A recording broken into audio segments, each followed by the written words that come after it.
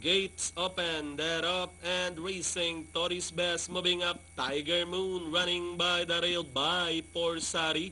Right here, right now comes next. Then comes Milenio followed by Fuerte. Materiales, Speedmaker. Next in line, Backyard B-Boy, Lucky Lord.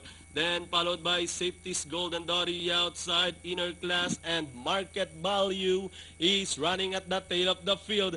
About to pass the last 600. We have Tiger Moon in command by about a length and a half. Right here, right now, moving up by the rail to take second. By Porsari sneaking in down on the inside. Totis Best is on the outside. Then comes Backyard B-Boy, Fuerte Materiale as they turn for home. Tiger Moon leading the field right here, right now, running at the center and by Porsaris by the rail. With the last 150 more to run by Porsari.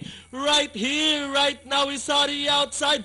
But a long shot by Porsari by about 2 and finally by Porsari. Right here, right now, Backyard B-Boy Toris Best. Tiger Moon for your Pentapecta. Then comes Inner Class, Market Value, Fuerte Materiale, Lucky Lord, Speedmaker, Milenio, and Safety's Gold.